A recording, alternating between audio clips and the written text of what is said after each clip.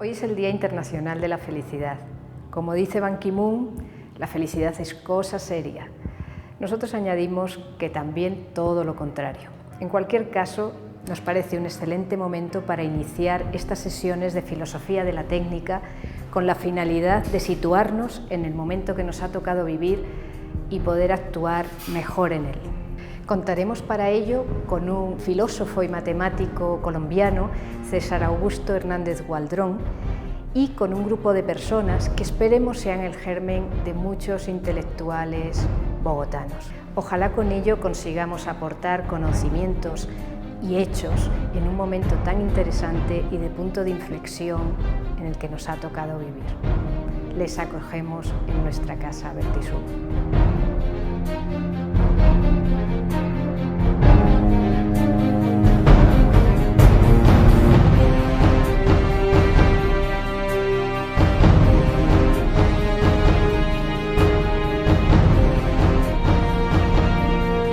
Bien, buenas tardes.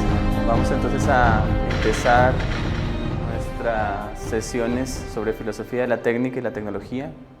En la sesión de hoy vamos a hacer simplemente una breve historia de la filosofía y su relación con la técnica y la tecnología. Vamos a utilizar 3 momentos, así los he denominado, y son momentos que tienen que ver con aspectos puntuales que vamos a trabajar en época contemporánea en relación con la filosofía de la tecnología. El primer aspecto que vamos a revisar es en relación al primer momento, es el momento de la filosofía antigua. El pensamiento antiguo tiene una consideración bastante interesante sobre la cuestión de la técnica especialmente, o el concepto de técnica especialmente. Ese primer momento lo podemos hallar en casi todos los pensadores hacen especial acotación de un momento inicial de la historia en el que todo está mezclado, en el que todo está conjugado. Es como todos los elementos de la naturaleza están en un solo punto, ¿sí? Y a partir de ese punto es que se empieza a generar la creación, es que se empiezan a dar todos los momentos de la creación. Esto es bastante interesante porque entonces, si el primer momento constituye una mezcla, en ese primer momento están todas las cosas. La pregunta que se hacían todos los pensadores era cómo de esa mezcla, que significaba el caos primigenio, porque no había nada determinado, no había nada claro, no había nada puesto a la luz, cómo de esa mezcla se genera el mundo. Esta visión, entonces, en la filosofía preclásica y la filosofía clásica, va a ser el punto de apoyo para el inicio de las discusiones en torno a la técnica misma. El mundo, para su creación, necesitó de una técnica, puesto que, en principio, todas las cosas estaban, ¿sí?, mezcladas entre sí.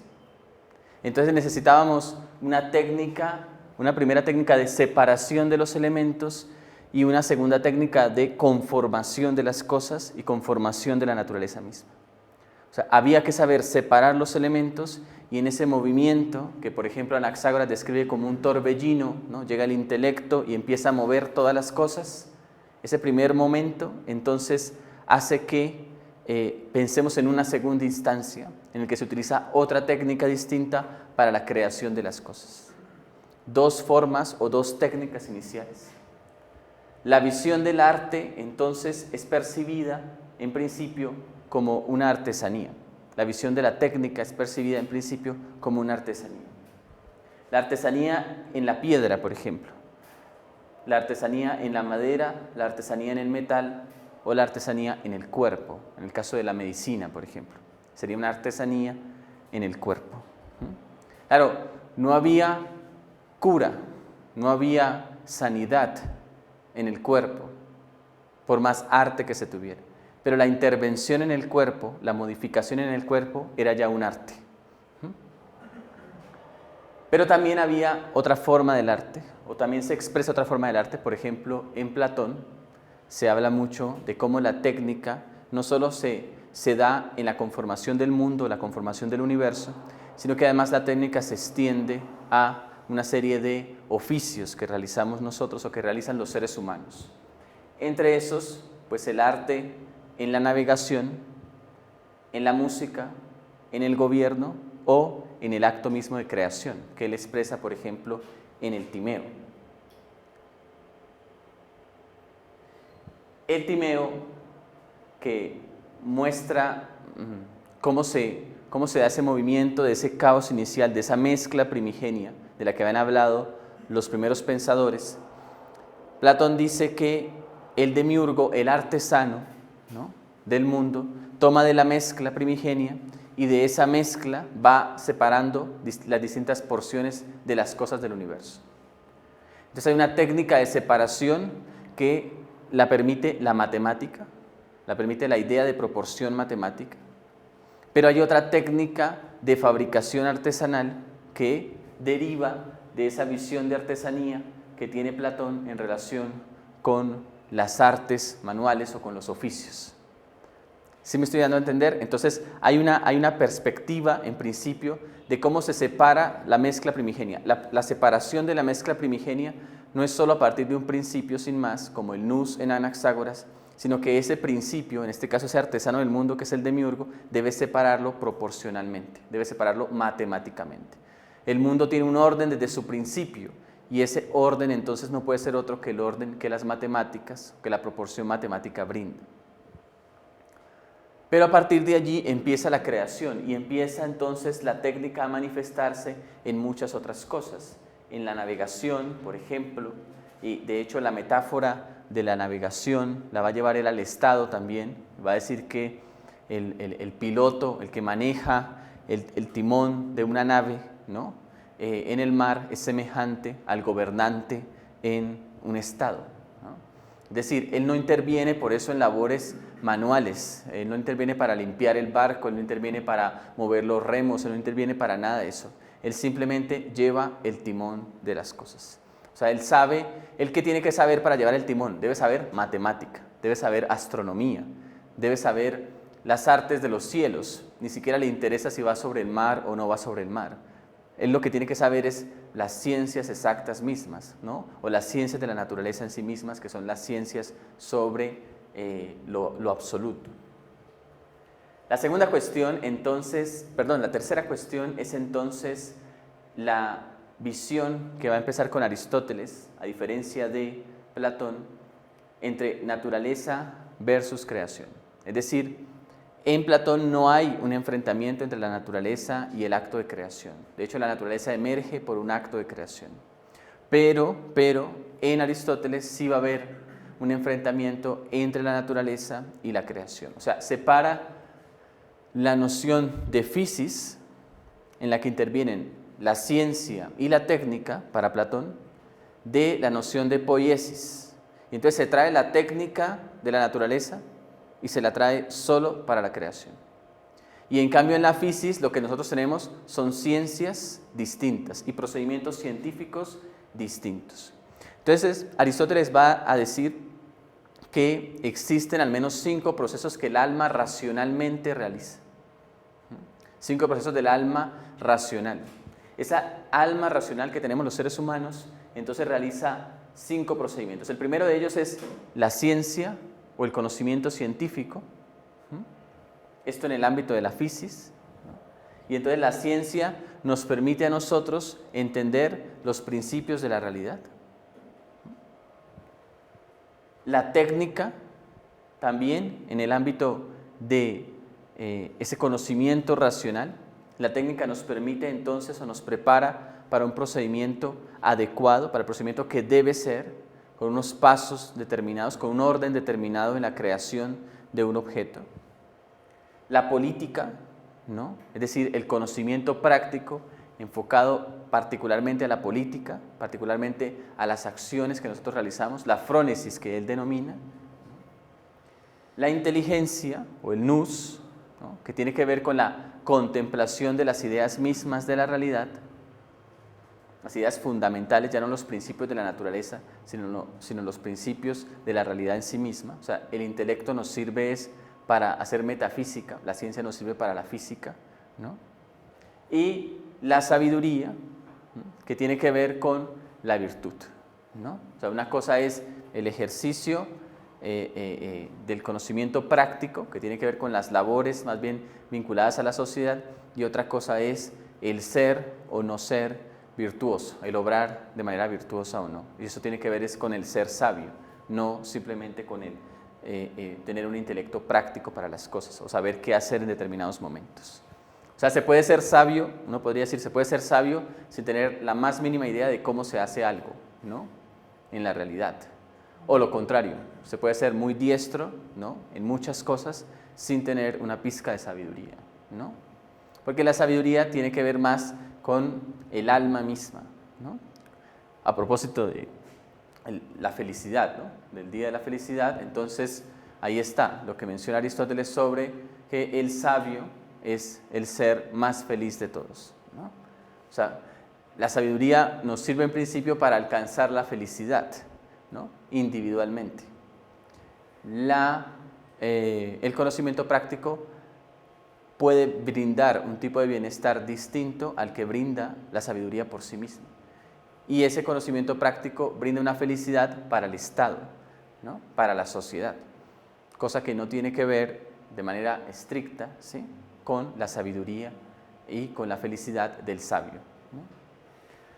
Bien, en el caso entonces de la filosofía antigua tenemos esas dos posturas, la postura platónica. En la postura platónica podemos presenciar un caso bastante interesante y es la técnica que él aplica a la construcción del Atlantis, ¿no? De esta ciudad mítica.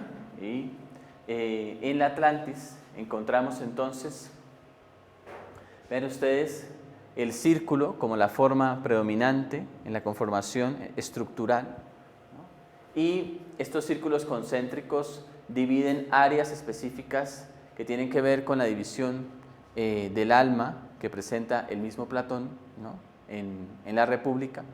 Ustedes recordarán que Platón establece al menos 3 tipos de sociedad, que la primera de ellas es la misma que está en la República Ideal, ¿no? La segunda sociedad es la que está en Critias, la Atlántida, y la tercera sociedad es la que está en el libro de las leyes, que se llama Magenta, ¿no? Esa es la única a la segunda que le da un nombre como tal. En el Critias entonces encontramos la aplicación de esa visión en la que se unen episteme y tecné, ¿no? Que es la visión en la que la naturaleza subsume todos los ámbitos de la realidad. En Aristóteles, estos ámbitos de la realidad, como les digo, no van a estar la naturaleza no subsume la técnica está separada de la naturaleza, porque la poiesis es un acto distinto, ¿sí?, a el acto de contemplación de la naturaleza, de comprensión de la naturaleza. Entonces Aristóteles no está tan preocupado por cómo fue que el mundo se hizo, cómo fue que el mundo se creó, sino más bien cómo nosotros podemos contemplar el mundo en sus principios. Y en ese sentido lo que necesitamos es una episteme o distintas ciencias que cumplen fines distintos o propósitos distintos y no propiamente entender como un trabajo artesanal la creación del mundo o la constitución del mundo. Pero además de estos señores, nosotros tenemos a otras personas bastante interesantes también en época antigua. Y entre esos, pues está el célebre matemático Arquímedes. Arquímedes se hizo famoso, entre muchas otras cosas, por una serie de invenciones, ¿no? Entre esas, la invención de utilizar, recordarán ustedes, las máquinas simples, las 5 máquinas simples, entre las que entra la polea. Y solo con poleas, decía Arquímedes, hay una especie de historia que cuenta que él reta a unas personas a que con un animal, ¿no?, él puede mover un barco, ¿no?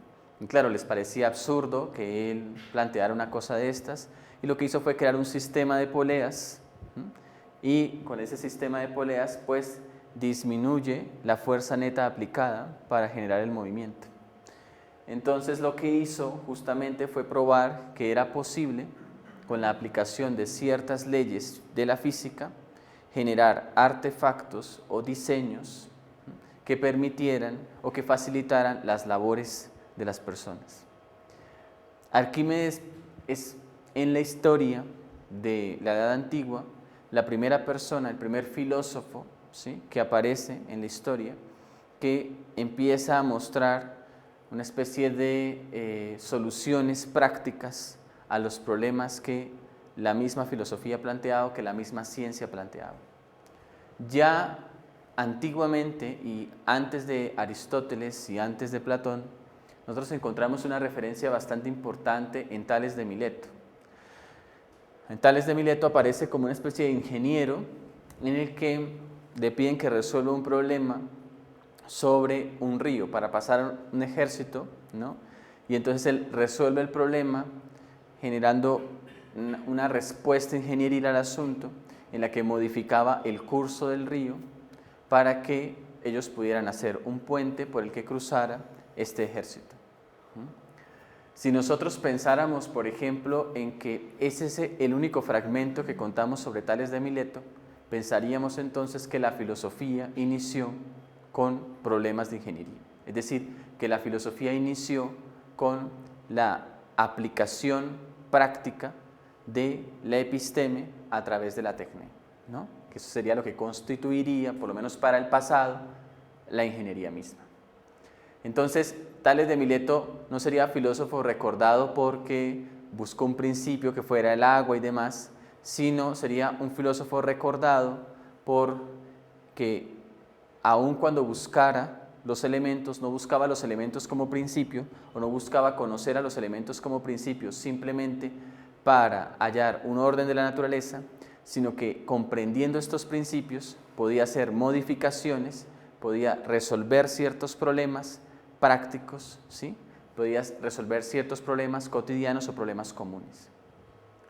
Y vean ustedes que hay un problema bastante interesante, y es que muchos de los fragmentos que existen en torno a los antiguos pensadores tienen que ver con la solución de problemas.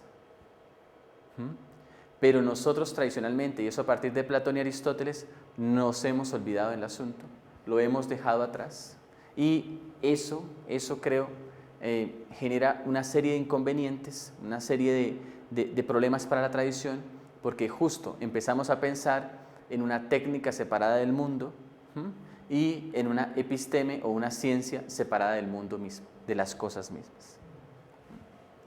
Entonces, una invitación que les hago, ¿no?, es a que revisen justamente lo que pensadores como Arquímedes, por ejemplo, en la célebre solución, ¿no?, al problema de la corona, ¿no?, si la corona había sido adulterada con otro metal o qué, ¿no? Ahí está la célebre solución que se da con el principio de Arquímedes, que mide la relación entre el volumen de los cuerpos, ¿sí?, y su materia. Y también hay otras soluciones interesantes. Por ejemplo, Herón de Alejandría, que vivió en el siglo I, fue la primera persona que utilizó la energía de vapor, ¿no? Entonces es un filósofo, escribe una serie de textos, de escritos, es poeta también, es ingeniero, ¿no?, y hace una serie de artefactos y autómatas, pero entre esos crea una máquina que se llama la eólica, que funciona con energía de vapor. Entonces, una invitación que les hago en esta primera parte es a que reflexionen en torno a qué sería de la filosofía si la filosofía hubiese empezado aquí. Es decir, si los fragmentos que nosotros nos hubieran quedado de los pensadores, incluso desde Tales de Mileto hasta Herón de Alejandría, fueran todos fragmentos que nos presentaban una especie de solución a los problemas de la realidad. Eso sin descuidar la ciencia, porque eran científicos de primera línea, ¿no? Este señor es el creador de la neumática en la física, por ejemplo. Los principios de neumática y los estudios sobre las propiedades del aire, de los gases, de las presiones, vienen desde Herón de Alejandría. Entonces, eran científicos de primera línea, filósofos de primera línea, pero además eran personas que resolvían, con todo ese conocimiento que tenían, problemas prácticos, ¿sí?, de la realidad. Incluso cuestiones para entretenimiento, porque Herón de Alejandría hacía estas cosas sobre todo para entretenerse, más que para solucionar un problema, ¿no?, de una obra civil o algo que se tuviera que hacer. Bueno, listo. Entonces, esta sería la primera parte.